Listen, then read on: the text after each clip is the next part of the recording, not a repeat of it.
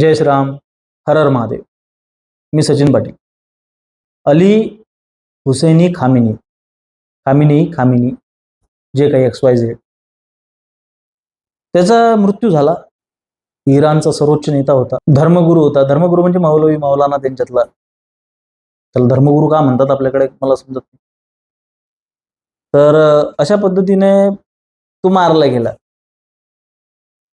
आता त्याच्यावर मी ॲनालिसिस पाहतोय आणि लोकांना बघतोय मी की आंतरराष्ट्रीय राजकारणावर लोक बोलतात की भारताचे इराणसोबतचे संबंध, इस्रायलचे, पॅलेस्टाईनचे, अमेरिकेचे, सगळ्यांचे एकमेकांसोबत असलेले संबंध, आंतरराष्ट्रीय दबाव आणि त्याच्यातून झालेलं वार, शिया सुन्नी, कांदा लसूण बटाटे सगळं काही त्याच्यावर बोलतात. मला त्या राजकारणाचं मला त्याच्यात काही इंटरेस्ट नाही, काही रस नाही. असं नाही की बाबा त्याच्यावर काही बोलू शकत नाही, खूप चांगलं बोलू शकतो खूप वेळपर्यंत त्याचा, पण आपल्याला काय फायदा आहे. मी इथं पांडित्य प्रदर्शन करायला येत नाही. मी टू द पॉइंट सांगतो तुम्हाला. बघा मला किती नॉलेज आहे त्याच्यातलं, काही देणे घेणे नाही त्या गोष्टीसोबत. मला एकाच गोष्टीचं अप्रूप वाटलं आणि एका गोष्टीनं मला आश्चर्यचकित केलं, ते म्हणजे भारतातल्या शोकसभा. ते फार मला इंटरेस्टिंग वाटलं की कुठली तरी महिला उठते, मेरा खामिनी शेर था, शेर को तुमने घेर के मारा, अमुक डमुक. तिकडे इराण मधले बायका नाचतायत. एक खूप सुंदर व्हिडिओ आला, खूप छान नाचते एक मुलगी त्याच्यामध्ये, आणि आपल्या बायका छाती ठोकतायत. आपल्या इथे बुरख्यात घालून लपेटलेल्या, आणि लोक रडतायत शोकसभांमध्ये. ते थोडं अतिच झालं. दुःख झालं नाही त्यांना, अशातला भाग नाही, दुःख झालंय. आता बघा की काही दिवसांपूर्वीच आपल्या पुढे एक चित्र होतं ज्याच्यावर खूप कमी भाष्य झालं. मला असं वाटतं की ज्याच्यावर खूप काही बोलायला पाहिजे होतं. आज सलीम वास्तिक आपल्यात नाही आहेत. खूप निर्घुणपणे त्यांची हत्या झाली. कोणीही पुरोगामी उठला नाही, त्याच्यावर भाष्य केलं. पुरोगामी सोडा, हिंदुत्ववाद्यांनी काही खूप जास्त त्याच्याकडे लक्ष दिलं नाही. महाराष्ट्रात तर नाहीच नाही. महाराष्ट्रात स्वतःला हिंदू म्हणवणाऱ्या असंख्य लोकांनी त्याच्यावर शब्दही लिहिलेला नाही.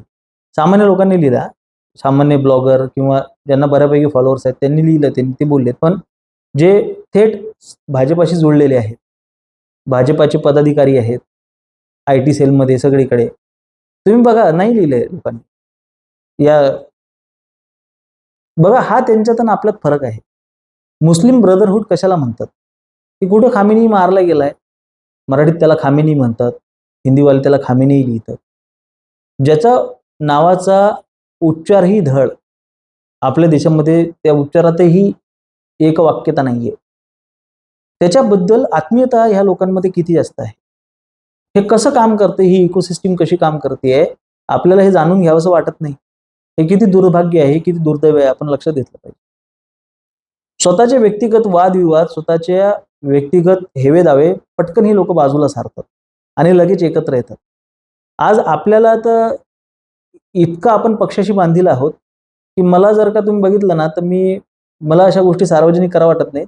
मला एका कुलकर्णीचा मेसेज आला, तो एवढा चिडलाय माझ्यावर की आमची काळजी तुम्ही करू नका आणि आमचं आम्ही बघून घेऊ आणि आमचं काही जेनोसाईड वगैरे होणार नाही, तुम्ही फार एक्झॅजरेशन करताय. आता मी समजा या गोष्टीला सिरियसली घेतलं आणि म्हटलं, भोकात जा तुम्ही, भोकात जाऊन झोकात राहा, मला काय देणे घेणे. तर काय, अरे जेनोसाईड होणार नाही. आज जेनोसाईड झालेलं आहे तुमचं. आज रोजी तुमचं जेनोसाईड ऑलरेडी झालेलं आहे. जेनोसाईड म्हणजे काय? हत्या, मॅसेकर, मोठ्या प्रमाणातली हत्या. तुमचा आजच मृत्यू झालेला आहे, तुम्ही आजच मेलेले आहात. मृत्यू काय असतो तर रिलिजन असो, मजहब असो की धर्म असो, त्याचा जो पिल्लर, खूप महत्वाचा पिल्लर, तो प्रिस्ट असो, मौलवी असो किंवा ब्राह्मण असो, पंडित असो, त्याच्यावर हल्ला केला तो पिल्लर कोसळणार, तो धर्म कोलॅप्स होणार. हे साधी गोष्ट आहे, कारण की धर्माचं ज्ञान, धर्मग्रंथ त्यांच्याकडे असतात. तर त्या आशयाने श्रेणीमध्ये वर असलेला हा जो पिल्लर आहे तो ब्राह्मण आहे. आणि आपला धर्म सांगतो की ज्येष्ठ श्रेष्ठ जी लोक असतात ना, त्यांचा अपमान हा त्यांचा मृत्यू असतो. आज तुम्ही इतके जास्त अपमानित झालेले आहात की तुमच्या चौकामध्ये म्हणून सारे ब्राह्मण म्हणती आम्हाला जावई बुवा, अशा आशयाची गाणी वाजतात.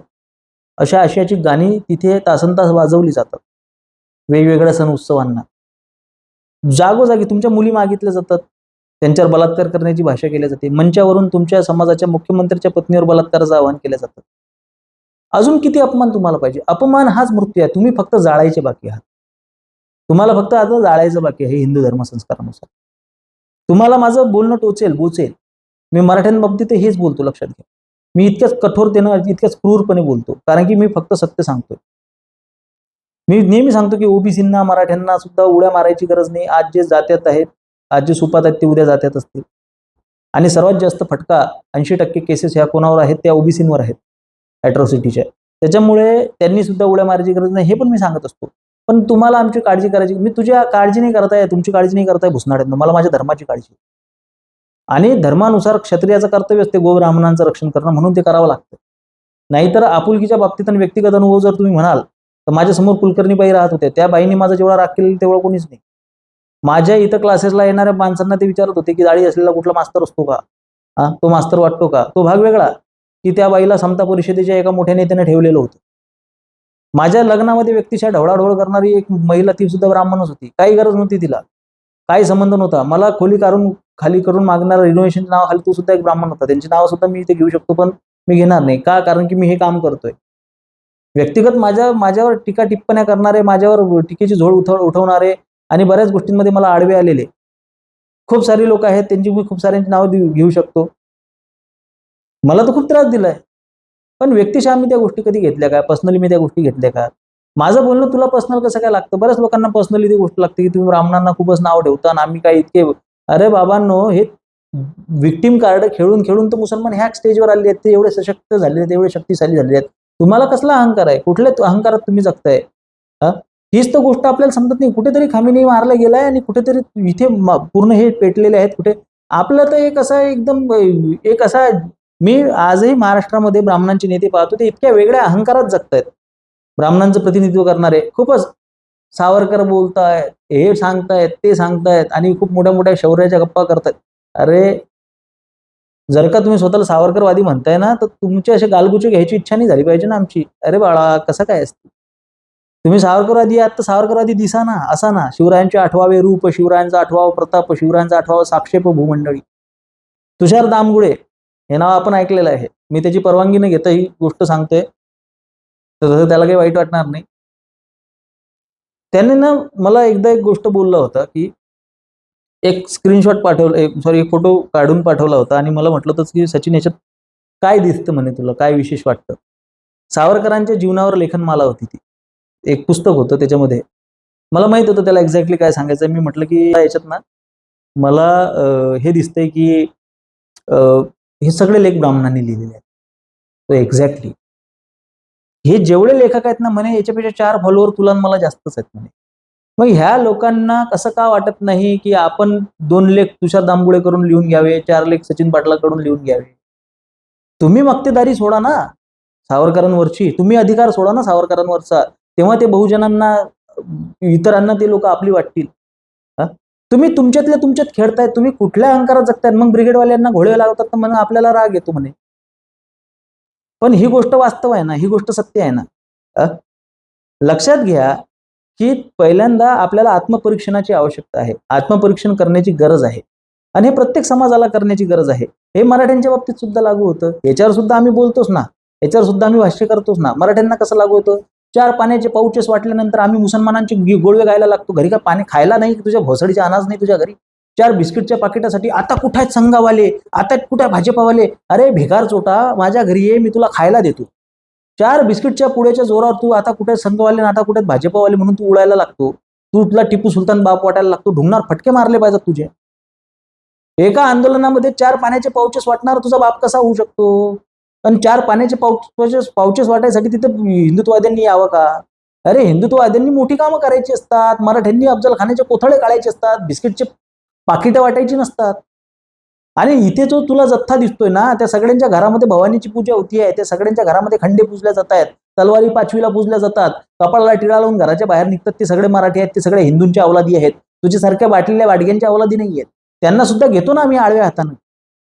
धर्माशी एकनिष्ठता हा प्रत्येक जातीचं कर्तव्य आहे. जाती सोडा बोंबलून ते होणार नाहीये. जाती सोडा तोंडानं म्हणून होणार नाहीये. तुम्ही सुद्धा तुमच्या बौद्धिकांमध्ये, तुमच्या कार्यक्रमांमध्ये काहीतरी वेगळ्या विचाराची लोक बोलावली पाहिजेत. त्या लोकांना पाचारण केलं पाहिजे. तुम्ही सुद्धा मक्तेदारी सोडली पाहिजे. तुम्ही सुद्धा सावरकर म्हटल्यानंतर कुठेतरी तुम्हाला असं वाटलं पाहिजे की बाबा आध्यात्मिक अधिष्ठान असलेला एखादा इतर जातीतला व्यक्ती सुद्धा तिथे बोलवावा. तुम्हाला पर्टिक्युलरली त्याच विचारातले त्याच ट्रॅकची लोक तुम्हाला का लागतात, हा प्रश्न आपण स्वतःला विचारला पाहिजे. स्वतःही आपण त्याचं आत्मपरीक्षण केलं पाहिजे. तर मग कुठं आपण म्हणू की बाबा आम्ही सुद्धा खरोखर जाती सोडलेल्या आहेत आणि आम्ही सुद्धा त्याच्या बाहेर पडलेलो आहेत. मुसलमानांमध्ये बघा बरं, 100 प्रकारच्या जाती आहेत, 100 प्रकारची आडनावं आहेत, 100 प्रकारच्या त्यांच्यामध्ये या देवबंदीला इकडे प्रवेश नाही आहे, त्या हुसेनीला तिकडे प्रवेश नाही आहे, तिकडे वहाबींचं वेगळं काही मत आहे, तिकडे पसमंदा काहीतरी वेगळंच सांगतायत. पण तरी सुद्धा जेव्हा एखादा खामिनी जे काही तो मारला जातो तेव्हा ती सगळी लोक एकत्र येऊन ती छाती पिटायला लागतात, ते तिथे उद्रेक करतात, ते तिथे प्रदर्शनं करतात. त्यामधलं त्यांचं ते मुस्लिम ब्रदरहूड आहे, ती गोष्ट आपण ओळखली पाहिजे. आपल्याला एकामेकाला सन्मान द्यावा लागेल ना. नुसतं तोंडाने जाती सोडा म्हणून जमणार आहे का? तुम्ही तुमच्या हातातली तुमची मक्तेदारी सोडली पाहिजे. तुम्ही सुद्धा कुठेतरी स्वतःचं आत्मपरीक्षण केलं पाहिजे. तुम्ही सुद्धा आपण कुठे चुकतोय, आपल्याला कसला अहंकार आलेला आहे, आपल्याला असं का वाटतंय की आपलं कोणी काहीच वाकडं करू शकत नाही, आपण का कपडे काढून नागडे होऊन नाचतोय की देवेंद्र आहे तो मुमकिन आहे, नरेंद्र आहे तो मुमकिन आहे, आपण का पक्षाच्या खुटीला दावणीला बांधले गेलेलो आहे, आपल्याला असं का वाटतंय की बाबा आमचं जेनोसाईड होऊ शकत नाही, आपल्याला असं का वाटतंय की आमच्यामध्ये सावरकरांचं ते तेज ओज आजही शिल्लक आहे, आमचं कोणी काही वाकडं करू शकत नाही, आपल्याला असं का वाटतंय की आपल्या मुली आपण परदेशात पाठवू, मुलं आपण परदेशात शिकायला पाठवू, मग इथल्या सामान्य ब्राह्मणांचं काय.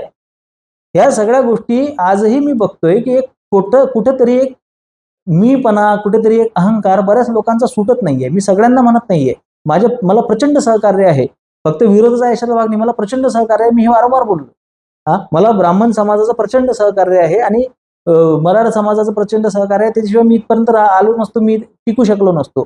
ते जरी खरं असलं तरी सुद्धा एक वर्चस्ववादी गट आहे की ज्याच्या हातामध्ये सत्ता सुद्धा आहे, हे पण लक्षात घ्या. त्यांच्या हातामध्ये सत्तेची धागेदोरी सुद्धा आहेत, ते कार्यक्रमाचे आयोजक सुद्धा आहेत, त्यांच्या हातामध्ये बऱ्याचशा गोष्टी आहेत, पण त्यांना त्या गोष्टी सोडायच्या नाहीत, त्यांना त्या गोष्टी पकडून धरायच्यात, होल्ड करून ठेवायच्यात. मग त्यांना जेव्हा कोणी आरसा दाखवतो, जेव्हा कोणी हे दाखवतो, त्यांचं स्वरूप दाखवतो, त्यांना सत्य दाखवतो, त्यांना फॅक्ट दाखवतो, तेव्हा त्यांच्या बुडाला आग लागते.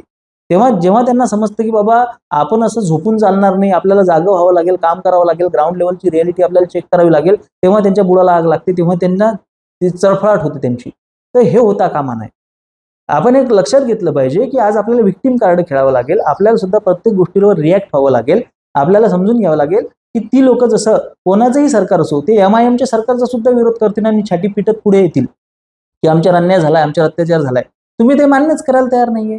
तुम्ही आजही सांगतात की बाबा नाही, आम्ही सावरकरांचे वंशज आहे, आमच्यावर कोणी काय आमचं वाकडं करू शकत नाही, हिंदू संपला नाही, हिंदू संपू शकत नाही.